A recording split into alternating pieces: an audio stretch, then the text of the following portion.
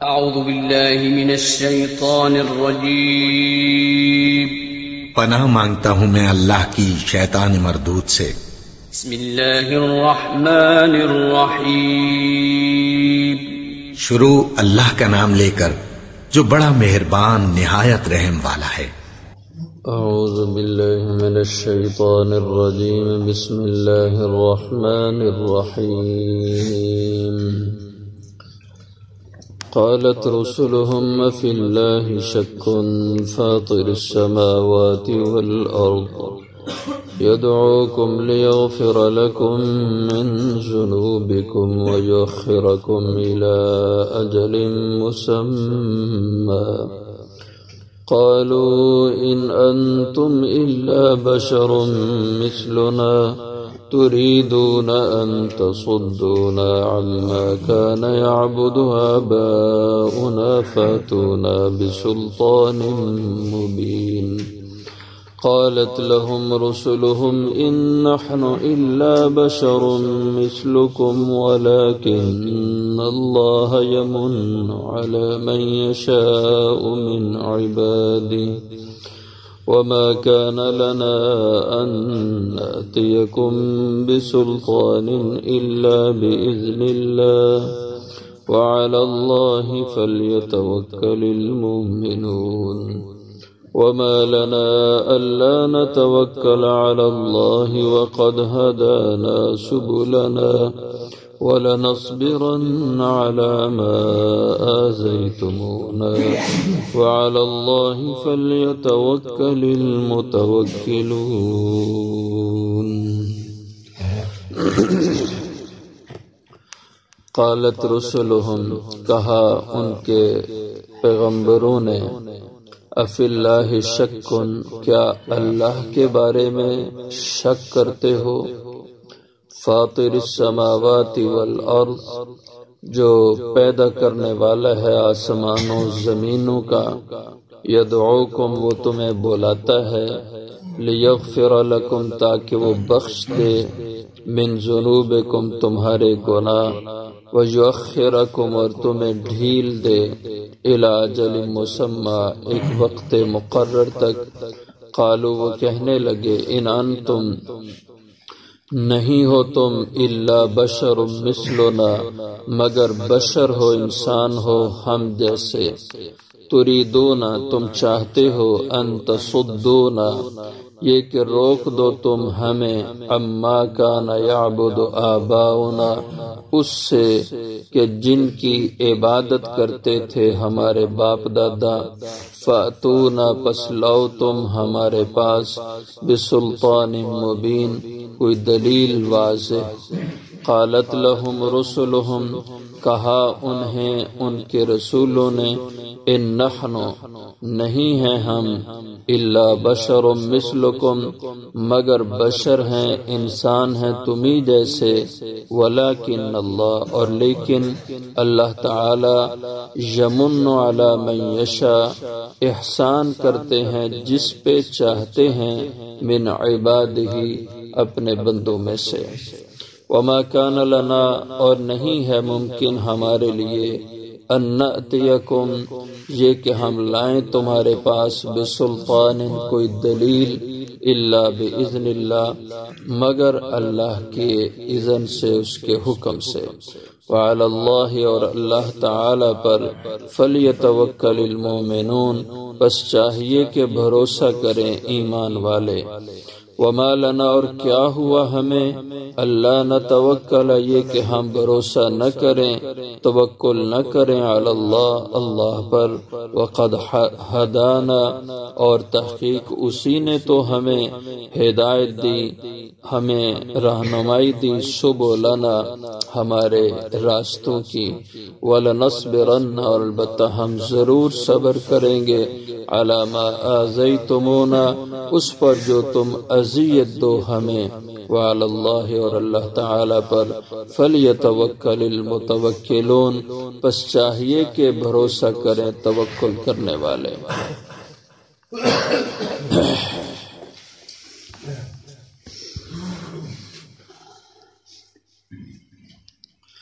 گزشتہ آیت میں بیان ہوا کہ اللہ تعالی نے ہر قوم میں پیغمبر کو بھیجا اور حضور صلی اللہ علیہ وسلم سے پہلے جتنے بھی نبی آئے ان کی قوموں نے ان کے ساتھ جارحانہ رویہ ہی اختیار کیے رکھا اور انہوں نے کہا کہ انا کفرنا بما ارسلتم به وانا لفی شک مما تدعوننا الیہ مریب،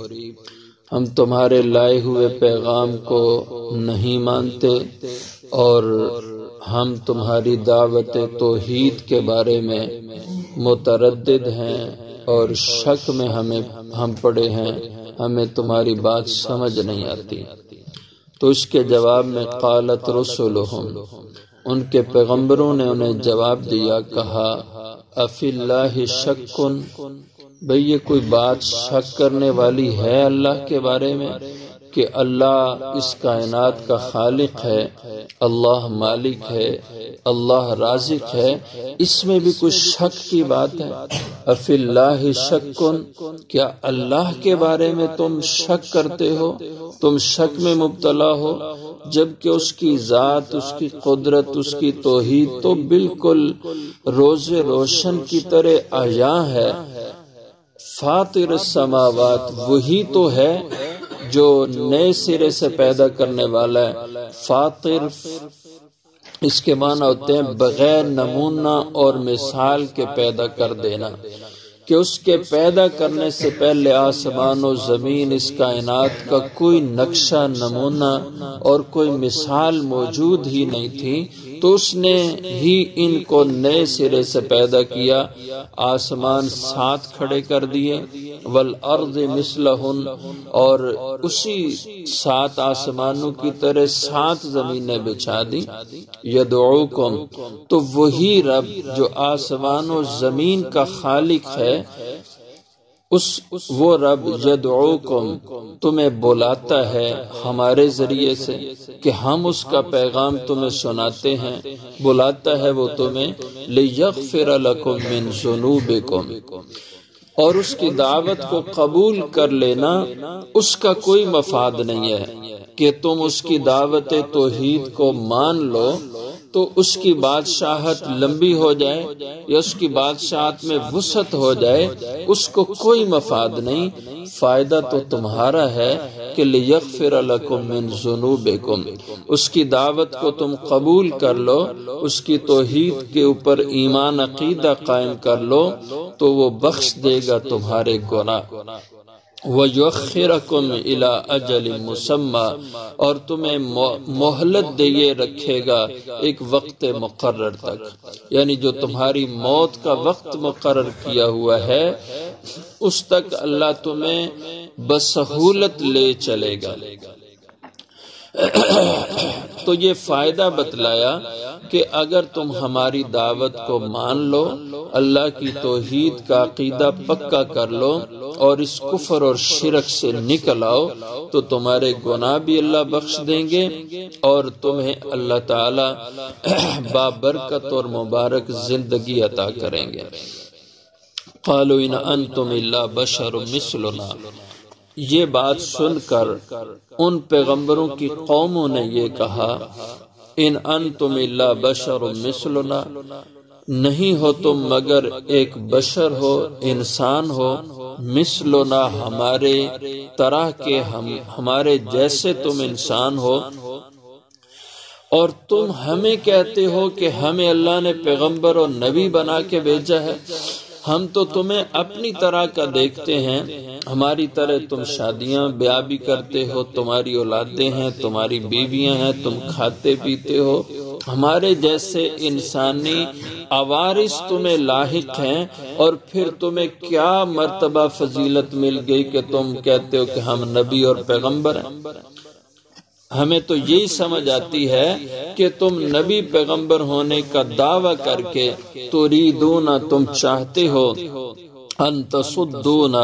یہ کہ روک دو ہمیں، اما کان یعبد آباؤنا، اس راستے اور طریقے سے کہ جس پہ چل کر پوجا کرتے، عبادت کرتے تھے ہمارے باپ دادا، یعنی یہ جو ہم نے مختلف خدا بنا رکھے ہیں، اور ہمیں اس سے فائدہ یہ ملتا ہے کہ ہم سمجھتے ہیں فلانا خدا فلانی بیماری سے شفا دیتا ہے، فلاں آستانے پہ جانے سے فلاں مسئلہ حل ہو جاتا ہے، فلاں مشکل آسان ہو جاتی ہے، فلاں کام رکا ہوا کھل جاتا ہے۔ یہ تو ہمارے باپ دادا سے طریقہ چلا رہا ہے، اور تم یہ چاہتے ہو کہ ہم اس سے رک جائیں، ہم اس سے اپنے آپ کو پیچھے کر لیں۔ فاتونا بسلطان مبین، تو پھر لاؤ تم ہمارے پاس، اگر تمہارا دعوی نبوت سچا ہے تو لاؤ ہمارے پاس بسلطان مبین، کو واضح قسم کی دلیل۔ قالت لہم رسلہم، اس کے جواب میں ان قوموں کے پیغمبروں نے یہ کہا، قالت لہم رسلہم، کہا انہیں ان کے پیغمبروں نے، ان نحن الا بشر مثلکم، تمہارا یہ کہنا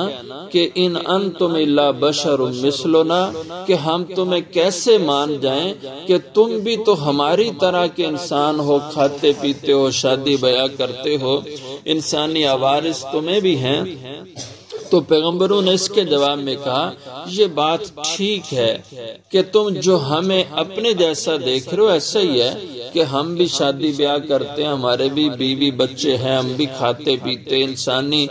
سارے عوارض ہمیں بھی ہیں، ہم بھی زخمی ہوتے ہیں، بیمار ہوتے ہیں، اور یہ دنیا کے سارے مسائل ہمیں بھی لاحق ہیں۔ ان نحن، یہ بات صحیح ہے، الا بشر مثلکم، کہ ہم تمہاری طرح کے انسان ہیں، لیکن یہ صرف ذات کی حد تک کہ جیسے تم انسان ہم بھی انسان، لیکن اگلی بات ولیکن اللہ یمن علی من یشاء من عبادی، اور لیکن اللہ تعالی احسان کرتا ہے جس پہ چاہتا ہے، من عبادی، اپنے بندوں میں سے۔ تو اللہ نے ہم پہ احسان کیا کہ ہمیں اللہ نے نبوت و رسالت کے لیے چنا، اور تم اس سے محروم رہے۔ اس لحاظ سے فضیلت اور مرتبے میں اللہ نے ہمیں بہت اونچا رتبہ اور فضیلت دے دی نبوت اور رسالت کے ساتھ۔ اور جیسے دوسری آیت مبارکہ میں بھی ارشاد ہے کہ اللہ تعالیٰ اپنے بندوں میں سے جس کو چاہتے ہیں نبوت اور رسالت کے لیے منتخب کر لیتے ہیں، چن لیتے ہیں۔ تو قرآن پاک کا بہت سے مقامات پہ یہ مضمون ہے کہ ہر نبی کے زمانے میں اس نبی کی قوم نے اپنے نبی پہ جو بڑا اعتراض کیا وہ یہی تھا کہ تم ہماری طرح کے انسان ہو تو کیا تمہیں پر لگ گئے کہ تم نبی بن گئے اور ہم نہیں بن سکے؟ تو اس پہ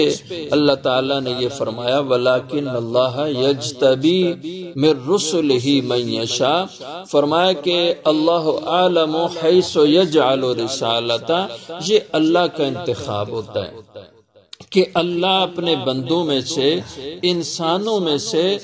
وہ خاص جوہر ہوتے ہیں جن کو اللہ چن کر کے نبوت و رسالت کے منصب پہ فائز کر دیتے ہیں۔ یہ اللہ کا انتخاب ہوتا ہے، یہ کسی انسان کے بس کی بات نہیں ہے۔ تو اس لیے کہا کہ ہم ضروریات زندگی میں تو تم جیسے ہیں اپنی ذات کے اندر، لیکن مرتبے فضیلت میں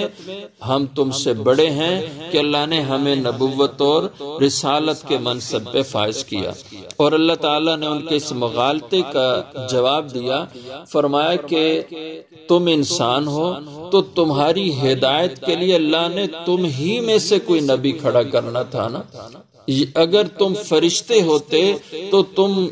میں اللہ کوئی فرشتہ پیغمبر بھیجتا، اگر انسان نہ ہوتے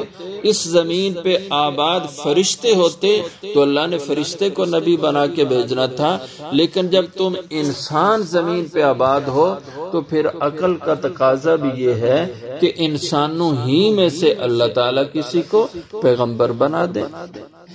تو یہ آج بھی لوگوں کو مغالطہ ہوتا ہے کہ نبی کو بشر کہنے سے نبی کی گستاخی اور بے ادبی ہوتی ہے، اور یہ کیوں مغالطہ لگتا ہے؟ کیونکہ وہ نبی کو اپنی ذات پہ قیاس کرتے ہیں۔ دیکھو جی انسان تو بڑا برا ہوتا ہے، انسان تو چوری چکاری کرتا ہے، شراب پیتا ہے، فلاں فلاں، تو نبی کیسے انسان ہو سکتا ہے؟ بھائی اللہ تعالی نے انسان کو بحیثیت مخلوق تمام مخلوقات میں اشرف المخلوقات بنایا۔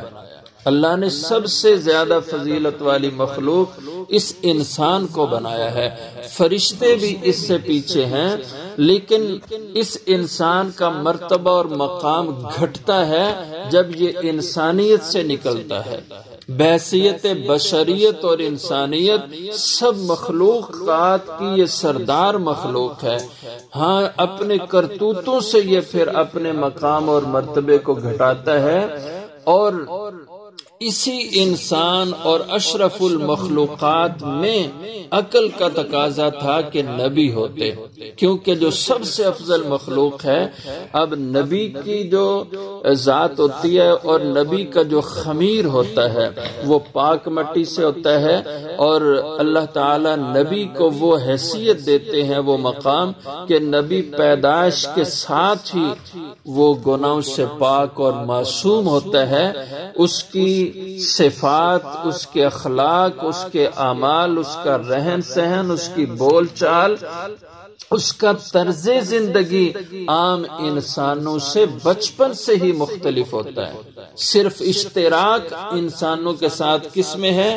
جنس میں ہے، کہ انسان بھی آدم علیہ السلام کی اولاد سے، پیغمبر بھی انسان آدم علیہ السلام کی اولاد سے۔ جیسے انسانوں کو عوارض زندگی لاحق ہیں، اسی طرح پیغمبروں کو بھی عوارض زندگی، شادی بیاہ کرتے ہیں، ان کی اولادیں ہوتی ہیں، کھاتے پیتے ہیں،